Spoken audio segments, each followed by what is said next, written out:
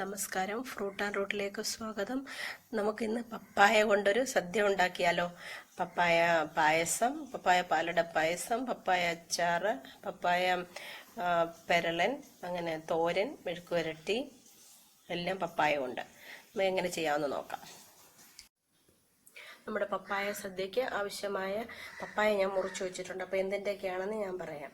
ഇത് അവിയലിന് വേണ്ടിയിട്ട് പപ്പായ കഷ്ണങ്ങളാണ്. അപ്പോൾ അതിൻ്റെ കൂടെ ചേർക്കാൻ ഞാൻ 2 കഷ്ണം മുരിങ്ങയ്ക്കയും 2 പച്ചമുളകും, ഒരു ചെറിയ കഷ്ണം ക്യാരറ്റും, 2-3 ചെറിയ പീസ് മാങ്ങായും എടുത്ത് വെച്ചിട്ടുണ്ട് അവിയലിനുള്ളത്. ഇതാണെങ്കിൽ നമ്മൾ മെഴുക്കുവരട്ടി വയ്ക്കാനാണ്. അത് ഇതിൻ്റെ കൂടെ നമ്മൾ സവാളയും കൂടെ ചേർക്കും, കുറച്ച് സവാളയും കൂടെ ചേർക്കും മെഴുക്കുവരട്ടിയുടെ കൂടെ. ഇതാണെങ്കിൽ പുളിശ്ശേരിക്കുള്ളതാണ്, പുളിശ്ശേരിക്കുള്ള കഷ്ണങ്ങളാണ്.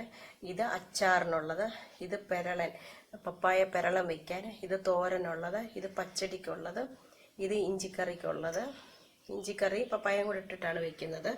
പിന്നെ ഇതാണെങ്കിൽ സാമ്പാറിൻ്റെ കഷ്ണങ്ങളാണ്. ഇതിൻ്റെ അടിയിൽ പപ്പായ ഉണ്ട്, പപ്പായ കഷ്ണങ്ങളുണ്ട്, എന്നിട്ട് സാമ്പാറിനുള്ളത്. പിന്നെ ഇതാണെങ്കിലും ഇച്ചിരി പഴുത്ത പപ്പായയാണ്. അത് നമ്മൾ ചില്ലി ചിക്കൻ്റെ കൂട്ട് ചെയ്തെടുക്കും. അത് സോസൊന്നും ഒഴിക്കാതെ വെറുതെ ജസ്റ്റ് ചില്ലി അതെല്ലാം കൂടെ ഒന്ന് ആക്കിയെടുക്കും. ഇതാണെങ്കിൽ പായസത്തിൻ്റെയാണ്. പാലടയുടെ കൂട്ട് പപ്പായ കട്ട് ചെയ്ത് വെച്ചിരിക്കുകയാണ്. പാലട പായസം വയ്ക്കുന്ന പോലെ തന്നെ വയ്ക്കാനാണ്, പാൽപ്പായസം വയ്ക്കാണ്, പപ്പായ പാൽപ്പായസം വയ്ക്കാൻ. അപ്പോൾ അതെങ്ങനെ ചെയ്യാമെന്ന് നമുക്ക് നോക്കാം. ഈ സദ്യയുടെ നമ്മൾ സാധാരണ ചെയ്യുന്ന തോരനും മെഴുക്കുവരട്ടിയും ഒന്നും കാണിക്കേണ്ട ആവശ്യമില്ല. ഈ പെരളനും പായസവും മാത്രം അച്ചാറും മാത്രം ഞാൻ ചെയ്ത് കാണിക്കാം. അപ്പോൾ അതിൽ പായസത്തിലൊക്കെ പപ്പായ വറുത്തെടുക്കാനായിട്ട് 1 ടീസ്പൂൺ നെയ്യ് ഒഴിക്കുക. അതിലേക്ക് പപ്പായ കഷ്ണങ്ങൾ ഇടുക.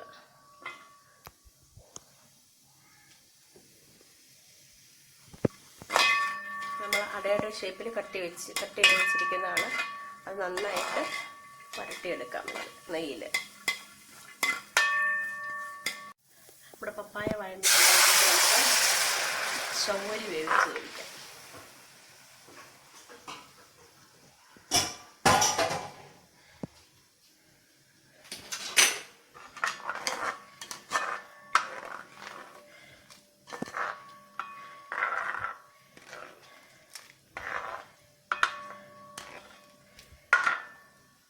ഇതിലേക്ക് 1 കപ്പ് പാലും കൂടി ഒഴിച്ച് കഴിക്കും.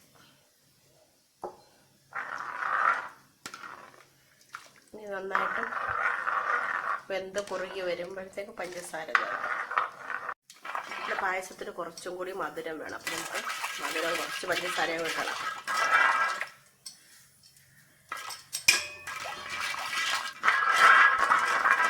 നല്ല വേണമെങ്കിൽ മിൽക്ക് മെയ്ഡ് ചേർക്കാം. പക്ഷേ ഇത് നല്ല പാല് നല്ല കുറുകി വന്നിരിക്കുന്നുണ്ട്, മിൽക്ക് മെയ്ഡിൻ്റെ ആവശ്യമില്ല.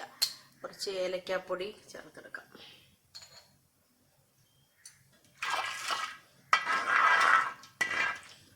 നമ്മുടെ പപ്പായ പായസം റെഡി ആയിട്ടുണ്ട്. പാത്രത്തിലേക്ക് മാറ്റാം.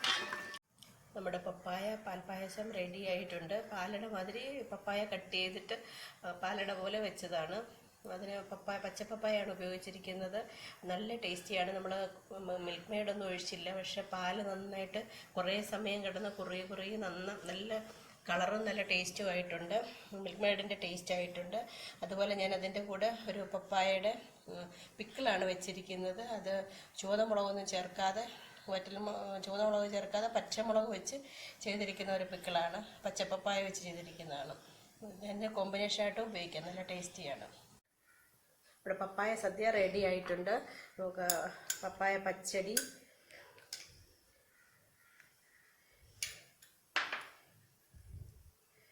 പപ്പായ തോരൻ,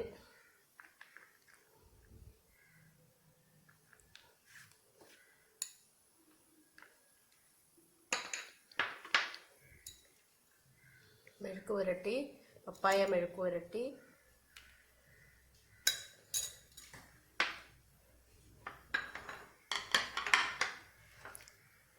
പഴുത്ത പപ്പായയുടെ ഒരു ചില്ലി പോലെയുള്ള ഒരെണ്ണം, ചില്ലി പപ്പായ,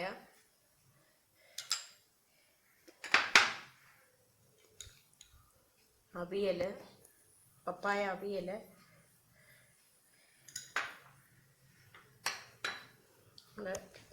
പപ്പായ പെരളൻ, ചിക്കൻ പെരളൻ്റെ ടേസ്റ്റിൽ വെച്ചിരിക്കുന്നതാണ്.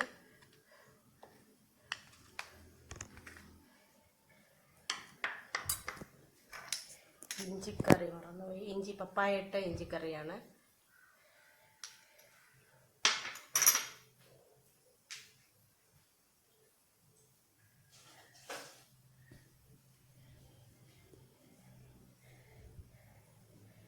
പപ്പായയുടെ പിക്കിള്,